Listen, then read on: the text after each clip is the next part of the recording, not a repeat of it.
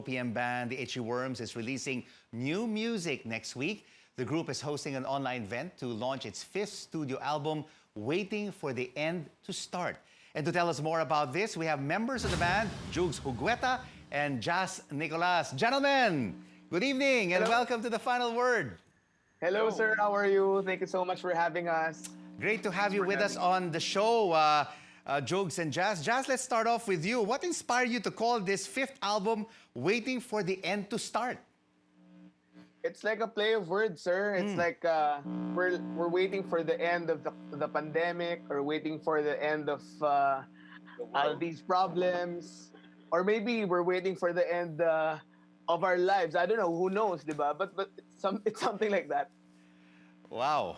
Malalim talagang hugot ng mga kanta ninyo, and especially malalim, the title of your album. So, Yes, are all the 9 songs that you have in this fifth album, Jazz, all about what's happening to each and every one of us during this quarantine period? Well, maybe not each and every one of us, but what's happening to us, what our thoughts are, what our experiences are during the lockdown. So what are the various moods and sentiments of each of the songs? For example, okay, go, Jazz. Go. For example, sir, we have a song called "The Silence." It's about the abrupt silence of the ECQ. Diba? Before the ECQ, we had very loud or noisy lives. Yes. We have a band. We play in gigs. Tapos I have showtime. So it's very, very, very loud. It's a very loud life. And then in a snap, diba? We had to. That all deal ended. with the silence. Yeah.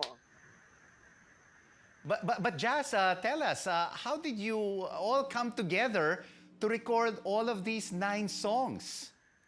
Actually, we didn't come together. We recorded it from our homes. In your homes, di ba? Yeah. Yes. LDR, long distance recording kami.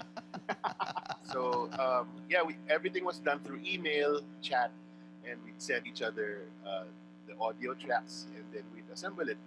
So it's really different from what we're used to. So it's really like an experiment.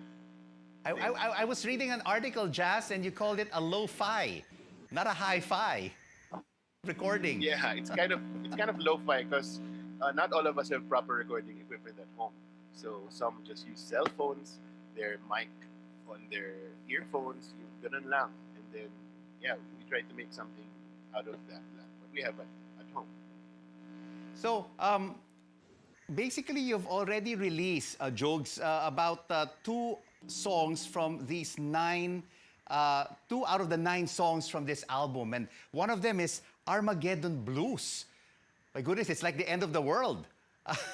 What's it all about? Go, Jazz. Hi. Well, Armageddon Blues, it's actually a love song. It's us thinking, what if it's the end of the world now, and then you're still missing someone and you're not with that person. So what are you gonna do? Do you want to be with the person, or do you want to deal with your your problems lang or whatever?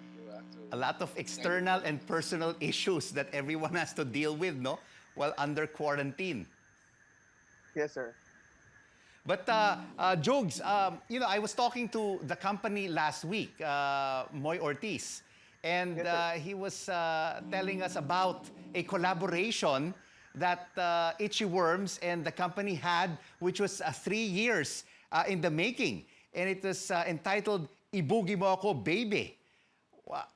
I mean, Yes, sir. you both come from different genres, different generations, and this is a totally different, I'm sure, project for you working with the company.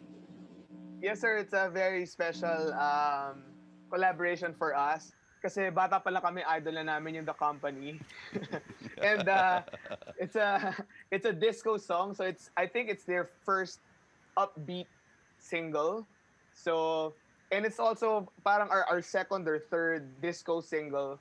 So it's very it's parang VST and Yeah, I know. Manila Sound, and Hot we're dog. lucky to have to record it 3 years or 2 years ago, and then we were able to do a dance video this January, so So, before the lockdown. so Jazz, nakaka-relate ba ang mga millennials with disco music? Maybe, I don't know. If they still dance, I guess they can feel the groove. Kasi Pero for that's sure more yung mga of the tito tita makaka-relate, sir. Ako, tito and tita. Nakaka-relate. So, Jugs, Jazz, congratulations on your fifth you. album and looking forward to the launch next week.